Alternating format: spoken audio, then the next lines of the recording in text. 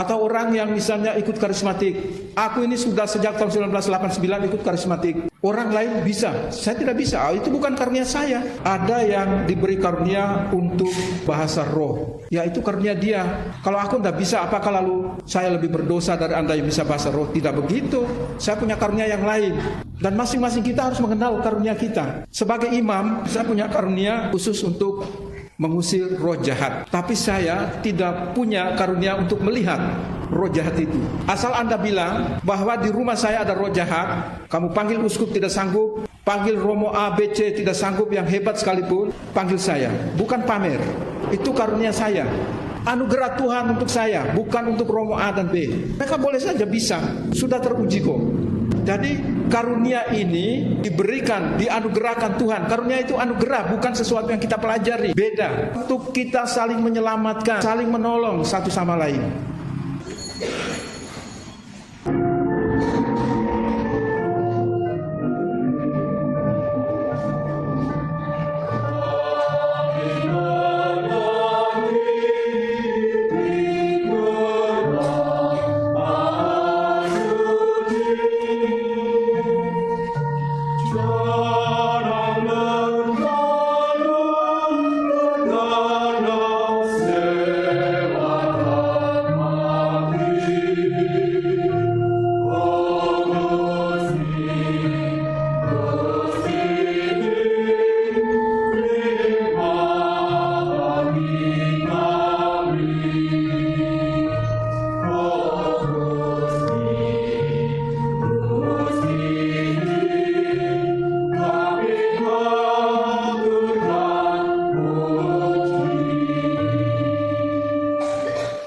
Dalam nama Bapa dan Putra dan Roh Kudus. Amin. Rahmat Tuhan kita Yesus Kristus, cinta kasih Allah dan persekutuan Roh Kudus bersamamu. Dan bersamamu. Bapak, Ibu, saudara-saudara sekalian, anak-anak yang terkasih dalam Tuhan, selamat pagi berkah dalam. Selamat pagi berkah dalam. Bila pria dan wanita mengalami bahwa mereka saling mencinta dan tahu bahwa hal itu punya arti bagi mereka satu sama lain, maka mereka akan bahagia. Tuhan juga menaruh cinta kasih kepada kita, yang melangsungkan pernikahan dengan kita, kata kitab suci. Kita punya alasan untuk bergembira karena hari ini diperkenankan mengalami cinta kasih itu dan bersukaria pada perayaan pernikahan Allah dengan manusia. Secara khusus istimewa pada hari ini juga kita berdoa untuk keluarga-keluarga. Saatnya Yesus menghadiri pesta pernikahan sebagai tanda empatinya terhadap keluarga-keluarga.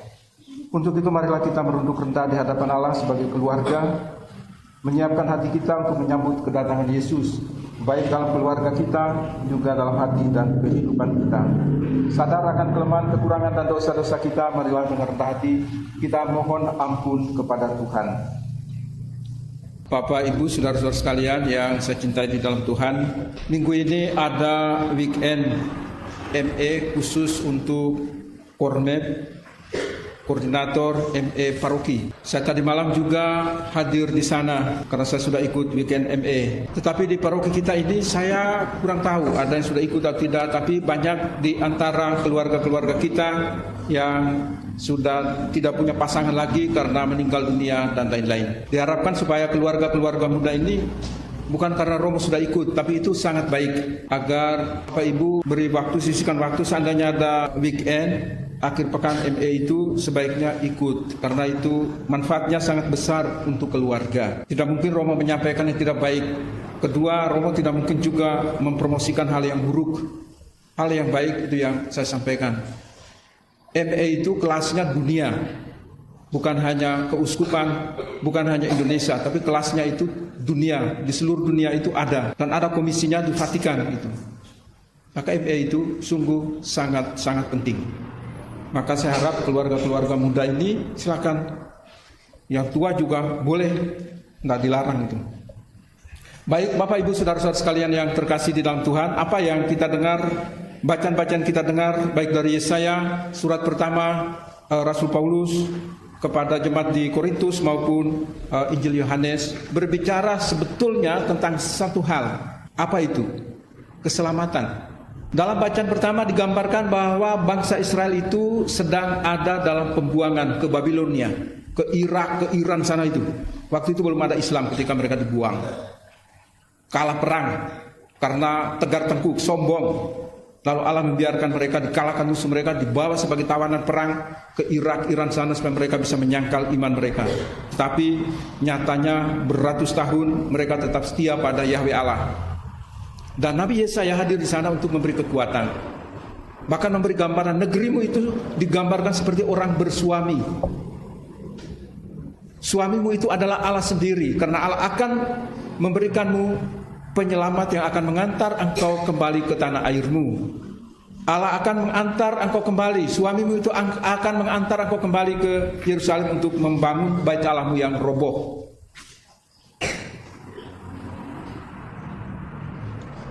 Dalam bacaan Injil berbicara tentang keselamatan juga.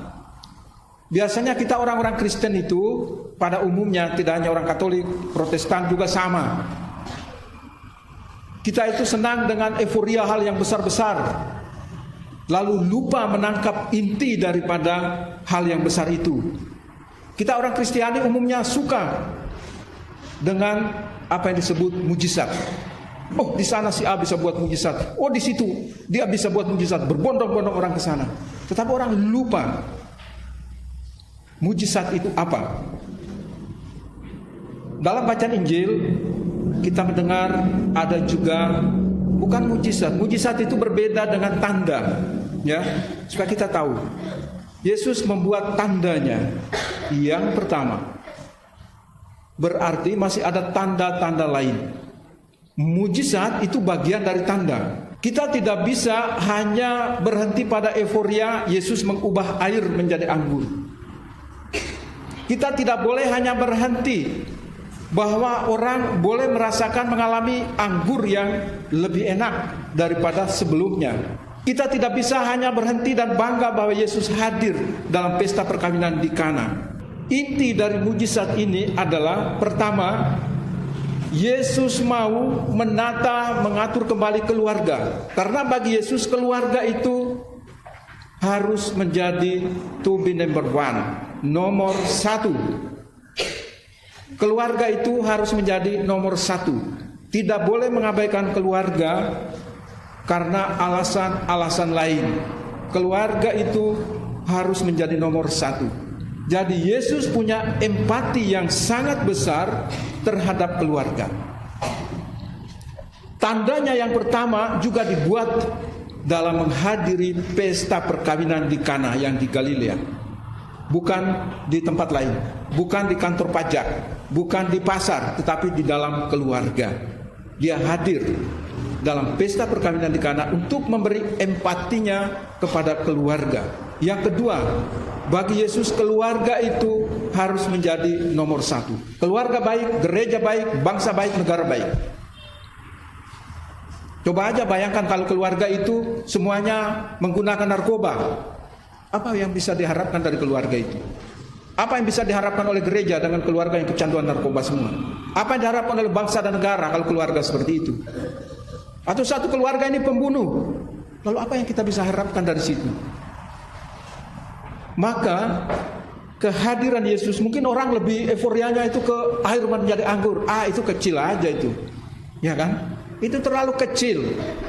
Tetapi di balik peristiwa itu yang paling besar adalah Yesus memberi empati terhadap keluarga. Dengan cara apa? Dengan cara menyelamatkan keluarga itu. Dari apa? Dari rasa malu, dari kekurangan.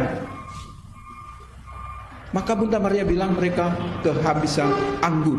Bukan kekurangan anggur, mereka kehabisan anggur. Bayangkan, kalau Anda buat pesta dan tiba-tiba kehabisan makanan misalnya, wah gusarnya luar biasa itu ya. Kadang-kadang kita buat acara di aula juga sama. Ibu-ibu saya lihat kalau sudah kasak-kusuk, berarti kurang ini pasti. Biasanya saya melihat itu, kalau ibu-ibu sudah santai, tenang, berarti banyak. Tapi kalau sudah gusar sana sini, waduh ini bagaimana? Aku itu perhatikan dari jauh aja, tapi itu tanda bahwa Waduh, itu ambilnya banyak sih, jadi sebetulnya hitungannya pas. Tapi ada yang ambilnya itu seperti 2 kali lipat. Bayangkan, itu malu. Tapi itu kan acara kita. Tapi kalau acara perkawinan, kalau orang kehabisan itu susah. Saya pernah juga menghadiri sebuah pernikahan resepsi. Memang datang agak terlambat. Semua sudah habis. Akhirnya saya dapat apa? Telur ceplok, telur rebus. Ya nggak apa-apa tuh. Saya kan tidak datang untuk makan. Saya datang untuk memberi peneguhan bagi keluarga itu. Mungkin orang lain, waduh, Romo kok cuma dikasih telur rebus. Ya nggak apa-apa, syukurlah diberi kan, daripada tidak sama sekali. Bapak, Ibu, saudara-saudara sekalian yang saya cintai di dalam Tuhan, Yesus hadir untuk menyelamatkan keluarga. Tidak hanya memberi empatinya, tetapi juga menyelamatkan muka keluarga itu karena mereka kehabisan anggur. Dan kehadiran Yesus mengubah yang tidak mungkin menjadi mungkin. Air menjadi anggur, tidak masuk akal aja. Bunda Maria bilang mereka kehabisan anggur, tapi ketika Yesus ke belakang, dia suruh orang-orang isi tempayan-tempayan itu dengan air. Loh, bukankah kita butuh anggur, kok ini air? Itu yang terjadi. Jadi kita harus ingat bahwa Anda semua, keluarga-keluarga kita di paroki ini juga harus memberi tempat yang pertama dan utama bagi keluarga, bagi pasangan Anda, bagi pendidikan putra-putri Anda. Jangan sampai mereka tidak punya sopan santun lagi. Jangan sampai keluarga-keluarga lebih mencintai Androidnya, HP atau apapun yang terbaik dan melupakan anak. Pagi-pagi bukan mengelus anak, tapi mungkin lebih mengurus burungnya. Maksudnya burung itu loh, burung peliharaan, bukan burung yang lain ya. Bapak-bapak yang suka pelihara burung itu kan, pagi-pagi mesti tanya anak, ayo cepat mandi, sudah siap alat sekolahnya atau belum? Tidak, urus burung dulu. Burung lebih penting daripada anak. Atau mungkin juga Anda punya peliharaan lain, anjing misalnya. Mungkin bangun pagi lebih dulu mandikan anjingnya daripada urus anaknya. Ini harus bertobat. Yesus sendiri memberi empati yang begitu luar biasa terhadap keluarga. Bagaimana dengan Anda yang mengambil komitmen untuk menikah, saling mencintai di dalam keluarga, mendidik anak-anak dalam kasih, tetapi justru dalam perjalanan bisa berubah. Oleh karena itu kita waspada. Hari ini sebetulnya hari khusus memang untuk keluarga. Oleh karena itu Santo Paulus bilang apa? Kita semua ini punya karunia masing-masing. Anda di dalam keluarga juga punya karunia sendiri-sendiri. Istri punya karunianya lain, suami punya karunia lain, anak-anak mungkin punya karunia lain. Tidak boleh kita lalu bilang, Bapak karunianya ini semua harus ikut. Tidak bisa. Tadi dalam bacaan yang kedua surat Santo Paulus kepada jemaat di Korintus itu, judulnya itu rupa-rupa karunia, tetapi satu roh. Ingat, rupa-rupa karunia tapi satu roh. Tadi sekurang-kurangnya disebut ada 9 karunia ya. Karunia roh. Pada waktu kita dibaptis kita sudah menerima Roh Kudus toh. Pada waktu Anda menerima sakramen Krisma, Anda menerima apa? Kalau menerima sakramen Krisma, Anda juga menerima apa? Roh Kudus juga atau apa? Anda menerima karunia Roh Kudus. Maka uskup tempeleng pipi Anda supaya sadar, terimalah karunia Roh Kudus. Terima kasih, Anda menjawab. Nanti dalam tahun ini ada ada penerimaan Krisma. Maka silakan anak-anak, orang tua yang anaknya sudah komuni pertama supaya mulai daftar agar mulai ada pembinaan untuk penerimaan Krisma. Tidak hanya anak-anak, orang tua juga, orang dewasa yang mungkin belum menerima Krisma, silakan menyiapkan diri untuk itu. Jadi dalam bacaan yang kedua itu Paulus memberi kita sekurang-kurangnya ada 9 karunia. Tapi bukan hanya 9, masih banyak yang lain. Tapi sekurang-kurangnya ada 9 karunia. Jadi jangan merampok karunia orang. Seringkali dalam kehidupan keluarga, dalam kehidupan komunitas, lingkungan, paroki dan sebagainya, semua orang mau supaya punya karunia yang sama. Tidak boleh. Tidak boleh seperti itu. Kalau Anda memang punya karunia untuk menyembuhkan, silakan. Kalau Anda punya karunia untuk memberi nasihat, monggo silakan, tidak apa-apa. Apakah saya iri kalau ada umat yang misalnya punya karunia untuk menyembuhkan dan saya tidak? Tidak boleh iri. Atau orang yang misalnya ikut karismatik, aku ini sudah sejak tahun 1989 ikut karismatik, tapi saya tidak bisa bahasa roh. Orang lain bisa, saya tidak bisa. Itu bukan karunia saya. Paulus bilang apa?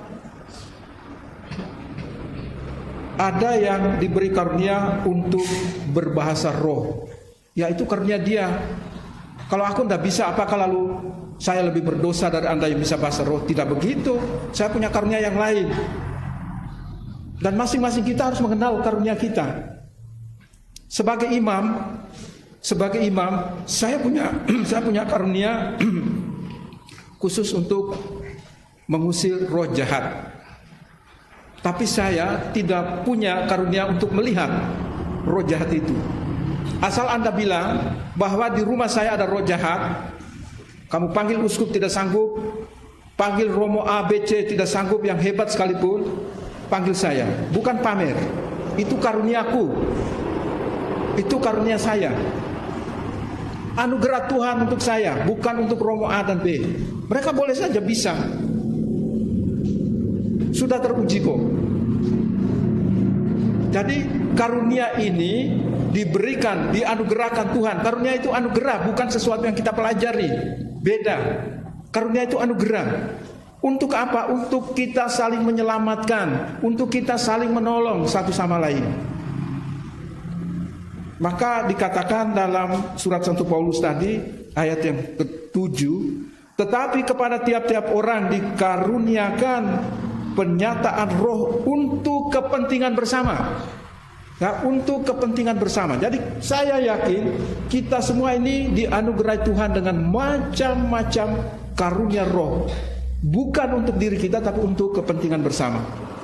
Seperti saya katakan, saya punya karunia untuk mengusir roh jahat. Di rumahkah, dimanapun, aku bisa. Tapi mungkin Anda tidak bisa karena itu bukan karuniamu. Romo, bahwa aku diajari biar aku bisa gitu. Enggak bisa. Itu karunia, itu anugerah Tuhan. Maka jangan iri. Anugerah Tuhan itu untuk kepentingan kita semua, untuk kepentingan bersama, bukan untuk kepentingan diri kita sendiri. Maka itu karunia roh itu tidak dipelajari. Jadi saya nggak percaya kalau orang bilang, oh bahasa roh itu bisa dipelajari. Bohong. Siapa bilang bahasa roh itu bisa dipelajari? Nggak ada itu anugerah Tuhan.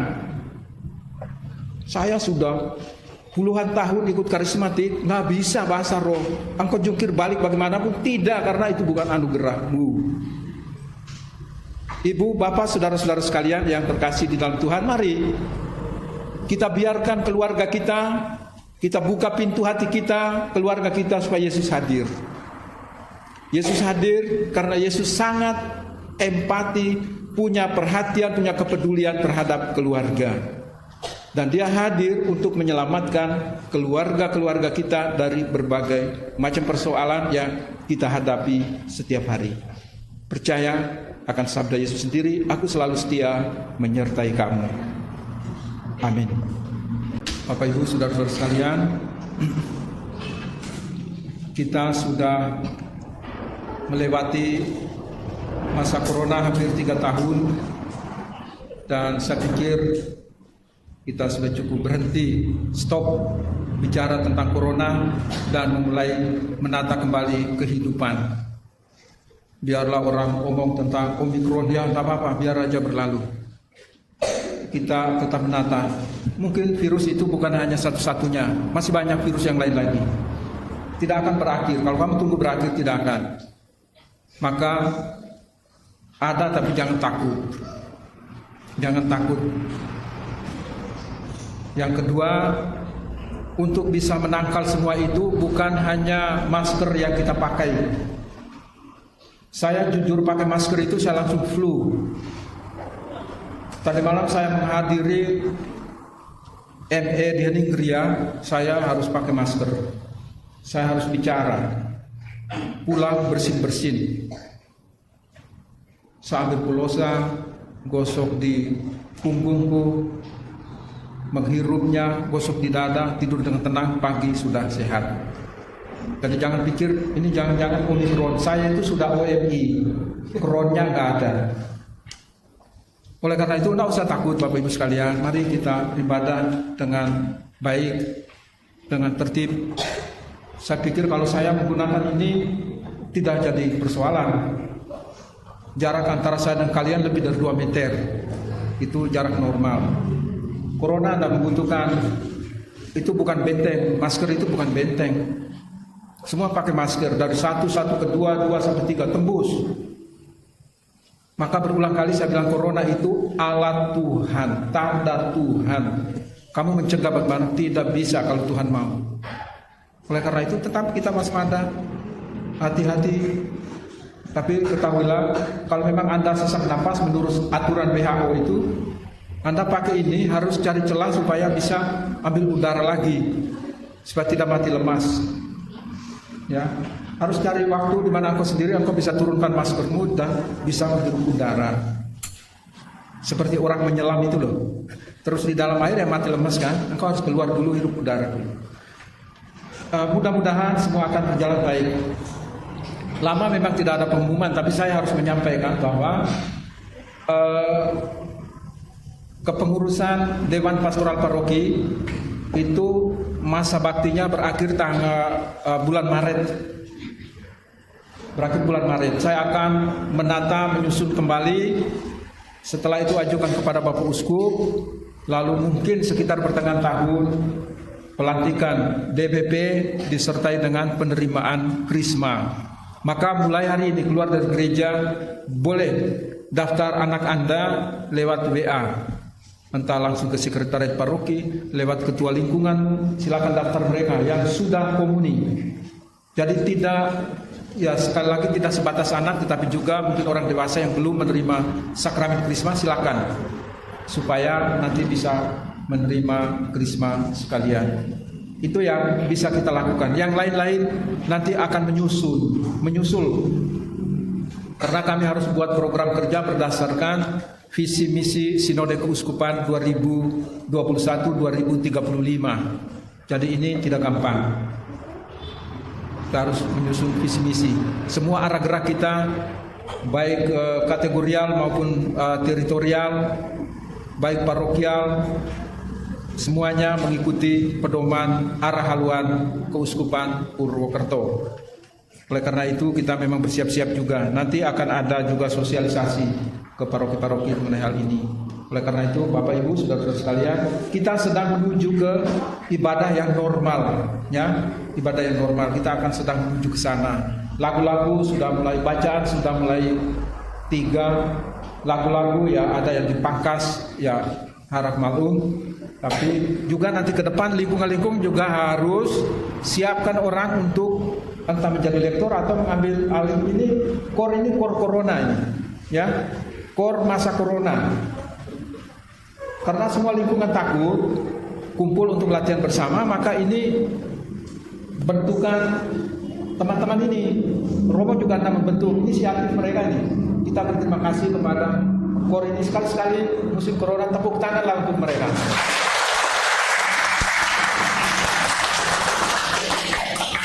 Kita apresiasi, terima kasih pada Rosa, Bapak, Pak Daru, Pak Har, dan anak-anak ini.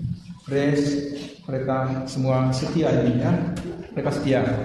Jadi nanti pada waktunya itu kita kembali seperti biasa, bahwa ada mungkin core ini, inti ini, tetapi nanti juga lingkungan-lingkungan juga ikut ambil bagian. Jadi siap-siap aja lingkungan-lingkungan itu supaya ikut ambil bagian di dalam peribadatan. Jangan takut berlebihan, ya, jangan takut berlebihan. Biasa saja. Kalau kita sering kontak biasa ini, lalu biasa saja. Selama ini kan kalau kita dengar satu orang batuk di ujung sana, wah, corona ini. Kita dengar satu orang bersin di pojok sana, corona ini. Begitu kan? Udah. Menurut saya hari ini kita stop. Di grup-grup stop bicara corona. Bicara yang baik-baik, yang menguatkan, yang meneguhkan. Stop bicara corona. Saya sangat yakin bahwa tahun ini akan berakhir. Maka Kuncinya ada pada kita. Kalau kita terus-menerus memblow up, membesar-besarkan, dan dia tetap ada. Tapi kalau kita berhenti untuk mengabaikan itu, dia berlalu, sudah selesai itu. Sudah, nggak usah terlalu ribet dengan corona itu. Masker silakan pakai. Saya juga tiap kali kalau pakai sepeda motor kan dari dulu sebelum ada corona saya pakai masker untuk naik sepeda motor, mengurangi debu. Jadi silakan mulai belajar melepas masker. Satu hal lagi sebelum saya lupa, kalau Anda maju untuk komuni, kalau bisa Anda di belakang yang orang yang di depan menerima, kalau bisa maskernya diturunkan memang, ya. Karena beberapa kali ada yang hostnya jatuh hanya karena takut corona itu loh. Sampai host itu jatuh karena nabrak, aduh belum buka ya, sambil gugup jatuh.